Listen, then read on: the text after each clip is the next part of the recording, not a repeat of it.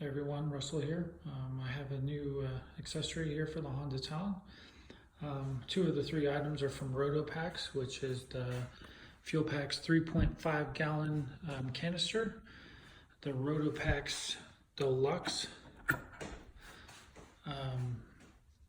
bracket to hold the tank on, and then the hardware to mount it to the roll bar. So there's a 3.5 gallon. I did purchase two of everything. So here's kind of the deluxe bracket from Fuelpax. Here's the mounting bracket, and that's who I purchased it from. And I'm pretty happy with it so far. This first location is just going to kind of be a test. I mean, the good thing about this is you can move it around. So the only thing I'm worried about is actually mud hitting up here in the spout area. I may also consider moving that to the inside of the roll bar. So we'll see how that goes with time. So I'll just take a second to explain to you how I kind of made things work. So I took these off, which are 5mm Allens. And it's kind of different. So if you look here, these four holes right there are the ones that I used. And on one side of this plate, those holes are countersunk, as you can kind of see hopefully in the video. So I ended up putting that to the bottom of this because these carriage bolts right here, if you see that square part of the carriage bolt that keeps it from turning when you tighten it up, will actually go inside of those countersunk holes so it gets a really nice snug fit. So this is kind of the process I used. So you'll look, like I said, I have the countersunk holes up on that. I do have those snug down, which these bolts are actually 7/16. And then I only put 3 of the 4 in to start with. And so this is the next step. So this is the way I put those together to get the bracket level on the diagonal roll bar. So you'll kind of see the pattern. The reason I left that 4th bolt out is because you need that space when you go to hook it up to these brackets on the roll bar.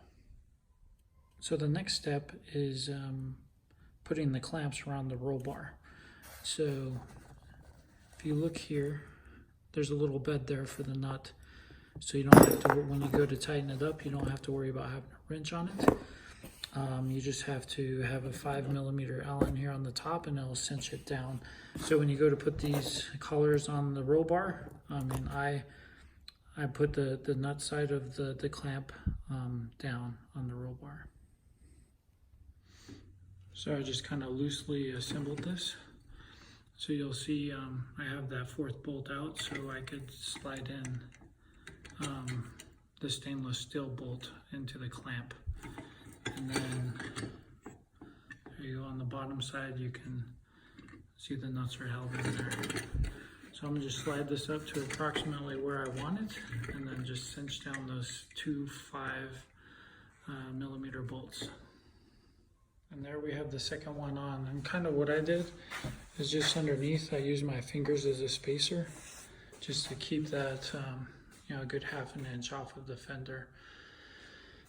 And then for all of you new to the RotoPax products, basically to get this off, and this is of course the deluxe one is a little bit different. I'm going to twist this a couple times and then spin that back one will come loose, and then just pull off your tank from the side. And then if you want to drive around without your fuel canisters on there, you can just tighten these up so they don't rattle, and that's about all that you'll see there. About where I want it for now until I test it out some more. I'm going to just go ahead and put this 4th bolt in, the 4th carriage bolt there, and tighten that nut down. So now I have all 4 bolts in there tightened up. These 2 5 Allens right here tightened up, and then of course before you put it up, make sure that those pieces on the back there, what you can't see, are also 2 5 Allens.